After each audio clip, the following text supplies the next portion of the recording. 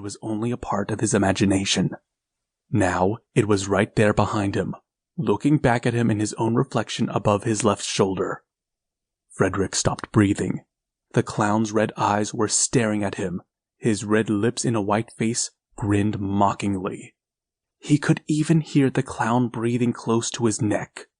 Frederick felt every hair on his body stand up. A strange sound whistled in his throat, telling him that maybe he was breathing after all. The mad eyes were laughing at him, eyes filled with promises of a slow and certain death. The clown's breath touched his shoulder and felt as cold as the ice cubes he loved to crunch. Frederick even heard its low giggling and shivered.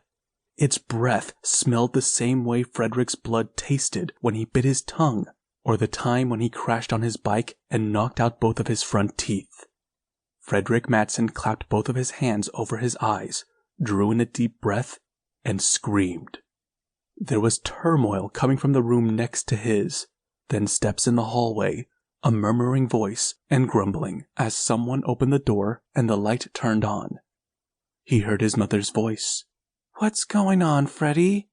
Frederick peeked out through the fingers and saw once again his own reflection in the window, but now the clown was gone. His mother stepped closer and put her arm around him, asking, "What's wrong, buddy?" Frederick shivered and threw himself in his mother's arms. The clown was really gone.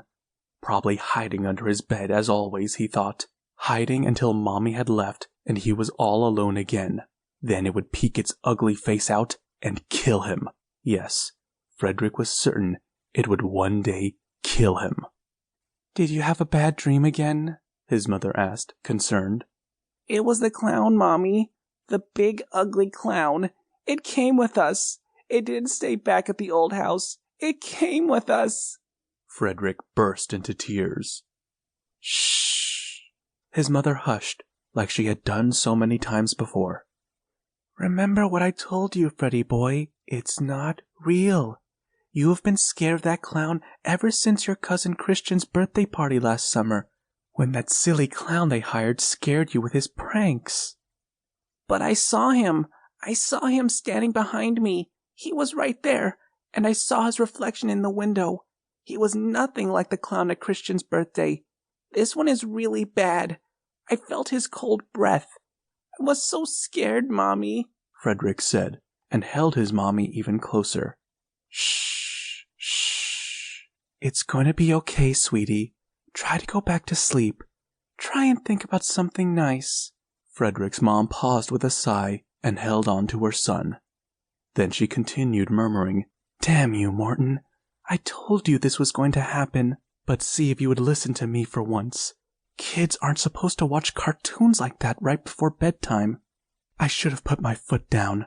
I knew this would happen." "Mom, I'm scared to go back to sleep," Frederick said.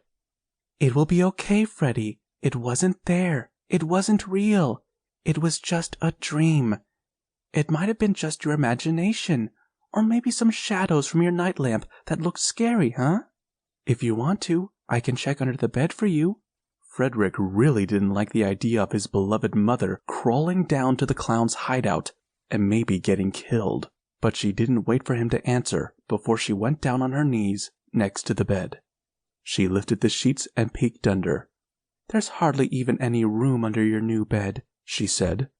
"I doubt any monsters could fit under there." "I thought you said monsters don't exist," he said, sniffling. "Besides, it was a clown, not a monster." His mother came up and sat next to him, groaning heavily. "There's nothing there, Frederick," she said with a tired voice. She only called him by his entire name when he was in trouble or she was getting tired and annoyed with his many questions. Frederick took a deep breath. He should have known she wouldn't be able to help him. Parents were always too late. "Now, let's go back to sleep, shall we?" she said with a little persuasive smile. Frederick sighed.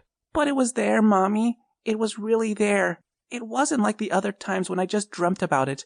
This time it was here, in my room, looking at me, laughing at me." "Frederick," his mommy said, and got up from the bed.